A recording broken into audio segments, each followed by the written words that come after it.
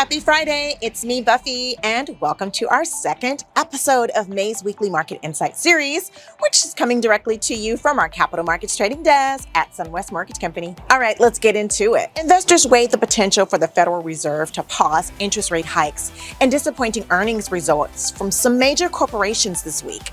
Market sentiment remained fragile due to concerns over the U.S. debt ceiling and banking industry stability, leading to increased demand for haven assets, such as the dollar and treasury.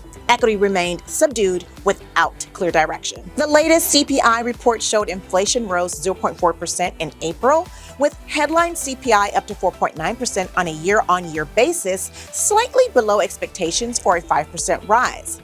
That's still well above the 2% level targeted by the Fed, as central banks officials attempt to juggle the need to curb rampant inflation against a potential recession and banking sector. Meanwhile, the U.S. wholesale inflation continued to moderate in April as the Producer Price Index for final demand increased 2.3% from a year ago, the slowest pace since early 2021. The gauge rose 0.2% from a month earlier. New York Federal Reserve President John Williams said that it is too early to conclude whether the Fed is done with interest rate hikes, observing that any additional policy firming may be required to curtail inflation. Williams mentioned that the vibrant job market remains strong and expects the economy to grow moderately this year. However, he anticipates that the inflation rate will fall to 3.25% and return to the 2% target by 2025. At the moment, traders are still pricing in the strong possibility of a rate cut this year, with many forecasting that the Fed will remain unchanged during its June meeting. Applications for U.S. unemployment benefits rose to the highest level since October 2021,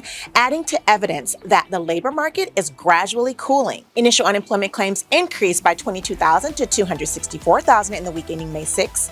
Continuing claims rose by 12,000 to 1.81 million in the week ending April 29. President Joe Biden met with Republican House Speaker Kevin McCarthy and other congressional leaders at the White House on Tuesday afternoon. The closed-door talks come amid warnings that the U.S. could default or exhaust its ability to meet all payment obligations by early June. The mortgage applications for U.S. home purchases rose last week as borrowing costs eased, suggesting housing demand is starting to find its footing.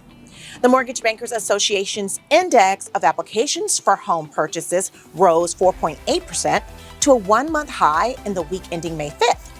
The MBA's index of refinancing applications rose for a third week to the highest level since September, helping lift the overall measure of mortgage applications by 6.3%. Well, that's all I have for you guys this week.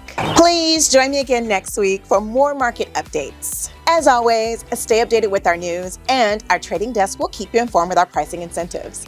Have a great Friday today and an even better weekend. Buffy?